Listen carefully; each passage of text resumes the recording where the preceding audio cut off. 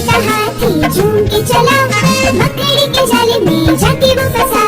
जाल को देखा, देख के डरा, दूसरे हाथी को इशारे से बुलाया, इधर आ इधर आ इधर आ।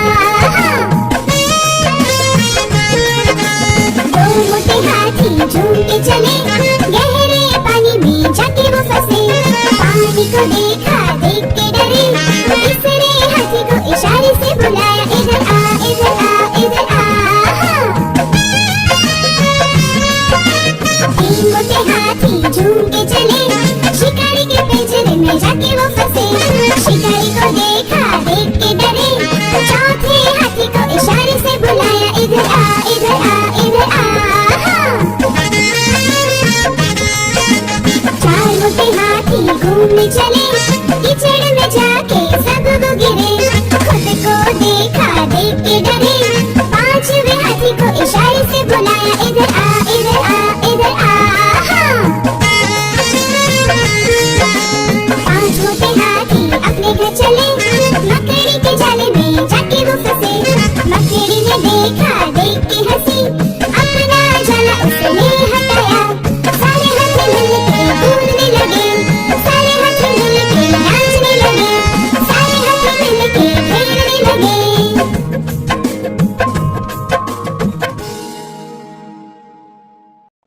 हेलो दोस्तों, हमारे इस चैनल को सब्सक्राइब करने के लिए यहाँ क्लिक कीजिए।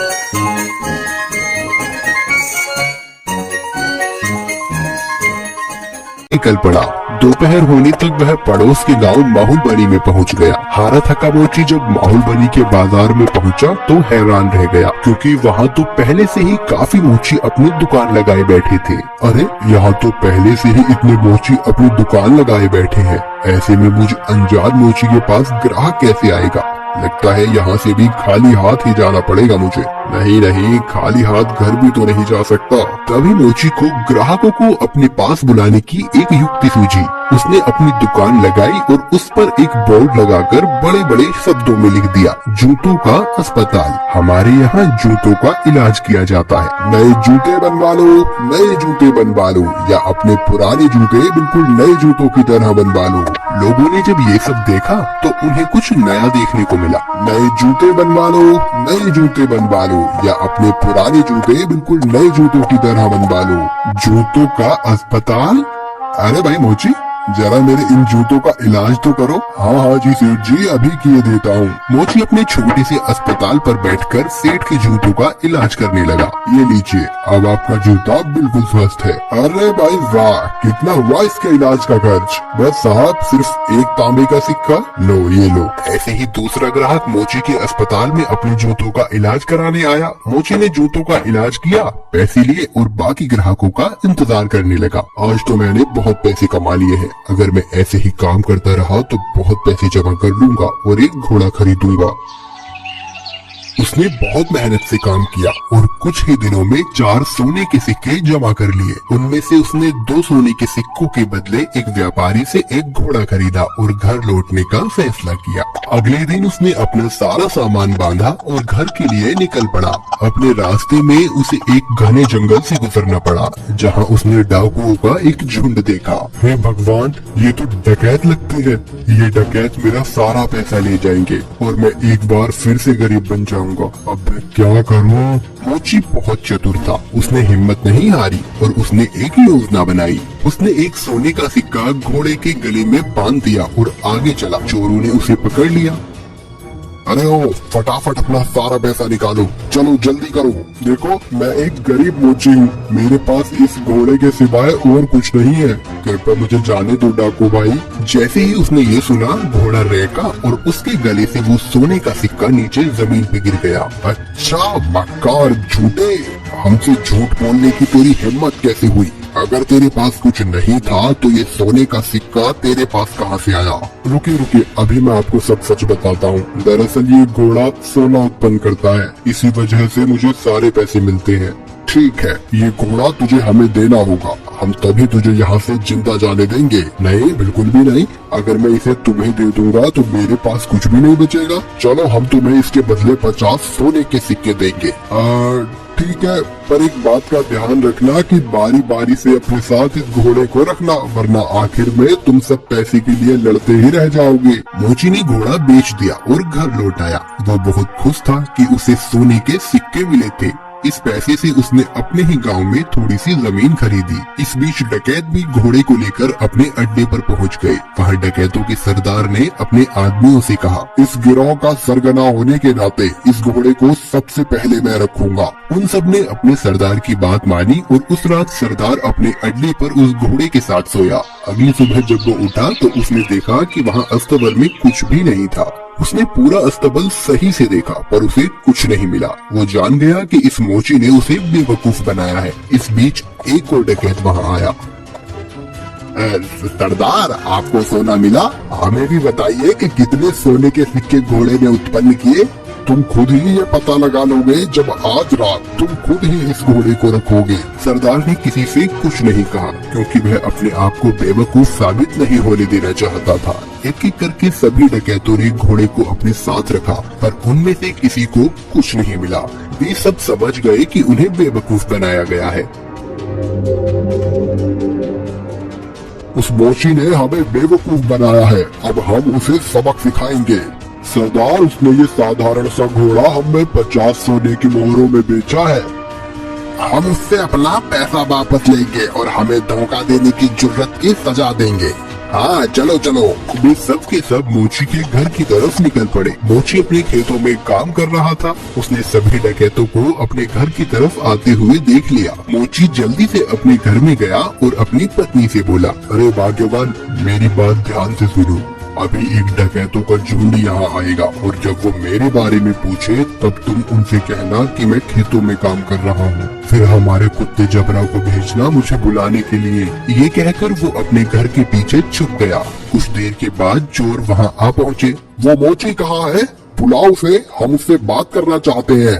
वो तो खेत पर गए हुए हैं। आप रुकिए, मैं अभी अपने कुत्ते को भेजती हूँ उन्हें बुलाने के लिए। जबरा, तनिक अपने मालिक के पास तो जाना और जाकर उनसे कहना कि कुछ लोग उनको बुलाने आए हैं। ये सब क्या है? क्या जबरा सचमुच तुम्हारे पति को यहाँ ले आएगा? जरूर, वो हर बात समझता है। जब वो खेत पर होते हैं और मुझे उनसे बात करनी होती है तो मैं बस जबरा को उनके पास भेज देती हूँ और जबरा मेरी बातें उन तक पहुँचा देता है। डकैत मोची की पत्नी से बात कर रहे थे तभी मोची वहाँ आ पहुँचा। ओह डकैत भाई, आप आए हैं। जबरा ने मुझे बताया कि आप मुझसे कुछ बात करना चाहते हैं। हमें तुम्हारे इस घोड़े से कुछ नहीं मिला। तुमने हमें धोखा दिया, हमसे झूठ बोला। अरे आप कैसी बात कर रहे हैं? मुझे लगता है आपको कुछ तो गलतफहमी हुई है। आज जो कुछ भी मेरे पास है सब कुछ उस घोड़े की बदौलत ही है। अच्छा चलो ठीक है, हम तुम पर एक बार और विश्वास करते हैं, पर उसके बदले तुम्हें हमें ये कुत्ता भी बेचना होगा। अरे नहीं, बिल्कुल भी नहीं, मैं इस कुत्ते को तुम्हें नहीं बेच सकता। अरे चलो, हम इसके लिए तुम्हें 40 सोने के सिक्के देंगे। थोड़ा इनकार करने के बाद मोची सहमत हो गया कुत्ता बेचने के लिए। चोरों ने जबरा को लिया और चले गए। जब सभी डकैत अपने अड्डे पर पहुंचे तो सरदार ने ऐलान किया कि वो पहला होगा जो कुत्ते को अपने पास रखेगा। बाकी डकैतों ने उसकी आज्ञा मानी और चले गए। सरदार ने अपने बेटे श्याम को बुलाया। सुनो श्याम, मैं अब काम पर जा रहा हूँ। अगर मेरी जरूरत पड़े तो इस कुत्ते को मुझे बुलाने के लिए भेज देना। जैसा आप कहो पिताजी। कुछ देर बाद एक डकैत को अपने सरदार से एक काम आन पड़ा। उसने श्याम के पास आकर सरदार को बुलाने के लिए कहा, आप रुकिए, मैं तुरंत उन्हें बुलावा भेजता हूँ। जबरा, जा और जाकर पिताजी से कहना कि कोई वहाँ आया है उनसे मिलने। जबरा सरदार के अड्डे से भागा और बजाय सरदार के पास जाने के वो सीधा मोची के पास गया। जब सरदार घर वापस आया तब उसने देखा कि जबरा वहाँ नहीं था। वो जान गया कि जबरा जरूर अपने मालिक के पास गया होगा, तो वह अकेला फिर से मोची के घर गया। सुनो, क्या जबरा तुम्हारे पास आया हुआ है? हाँ, वो यहाँ आया है। मेरे ख्याल से उसे जरूर मेरी याद आ रही होगी। मेरी मानिए तो उसे थोड़ा सा समय दीजिए, अंत में वो आपको अपना मालिक स्वीकार करने ही लगेगा। सरदार जबरा को वापस ले गया और उसने अगले दिन उसे अपने साथी को दे दिया। जबरा सारे डकैतों के साथ एक एक करके रहा, पर वह हर दिन मोची के पास वापस लौट आता। सबने ये जान लिया कि एक बार फिर से मोची ने उनका बेवकूफ बनाया है। उन सबने विचार विमर्श किया। इस बार हम बेवकूफ नहीं बनेंगे। मैं उस मोची को अब सबक सिखाऊंगा। इस बार सारे डकैत मोची के घर पहुँचे। उन्होंने मोची की एक न सुनी और मोची को एक बोरे में डाला और उसे लेकर वहाँ से चल दिए उसे सबक सिखाने के लिए। मोची चुपचाप बोरे में पड़ा रहा। रास्ते में वे सब एक मंदिर के पास से गुजरे, तभी एक डकैत ने कहा, सरदार गर्मी बहुत ज्यादा है, क्यों ना कुछ देर यहीं आराम किया जाए। सरदार भी उसकी बात मान लेता है और मोची को वहीं छोड़कर मंदिर में आराम करने के लिए चले जाता है। सुअरों का एक झुंड वहाँ से गुजर रहा था और जब मोची ने सुअरों के झुंड की आवाज सुनी तो मोची को एक उपाय सूझा और उसने तेज आवाज में चिल्लाना शुरू किया, मैं ऐसा नहीं करूँगा, मैं ऐसा नहीं करूँगा, मुझे छोड़ दो, मुझे जाने दो। सुअरों के मालिक ने उसकी आवाज सुनी और वो उसकी ओर आया। अरे रुको रुको, क्या हुआ, तुम क्या नहीं करोगे? किसने तुम्हें इस बोरे में डाला? वो मेरी शादी जबरदस्ती जमींदार की बेटी से करवाना चाहते हैं, पर मैं शादी नहीं करवाना चाहता। क्यों भाई, क्या तुम पागल हो? अगर मैं तुम्हारी जगह होता तो मैं यकीनन उसकी लड़की से शादी करता।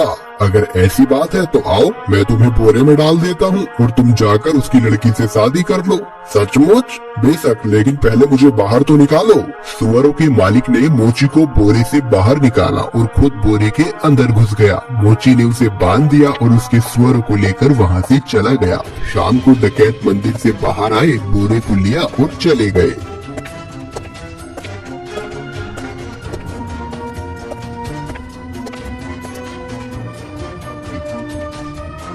क्यों ना इस मोची को हम यहाँ इस कीचड़ में फेंक दे, ये इसे अच्छा सबक मिल जाएगा।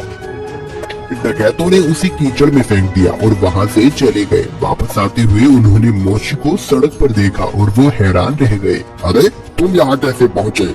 डकैत भाई, उस कीचड़ के नीचे एक जादू स्थान था और वहाँ बहुत सारा सोना था और बहुत सारे सुअर उस सोने की रखवाली किया करते थे। मैं इन सुअरों की मदद से वहाँ से वापस आया और कुछ सोना भी अपने लिए लेकर आया हूँ। अब फिर से वहीं जा रहा हूँ। आज सुनो, हमें तुम उस जादू स्थान पर ले चलो और खबरदार, तुम वहाँ रखे सोने को अब हाथ भी नहीं लगाओगे। पर अरे जैसा मैं कहता हूँ वैसा करो, ठीक है? अगर तुम जोर देते हो तो। डकैतों का झुंड उस कीचड़ के पास आ पहुंचा और एक एक करके कीचड़ में कूद गया, लेकिन किसी के हाथ कुछ न लग सका और इस तरह फिर एक बार मोची ने अपनी चतुराई से अपनी जान बचा ली।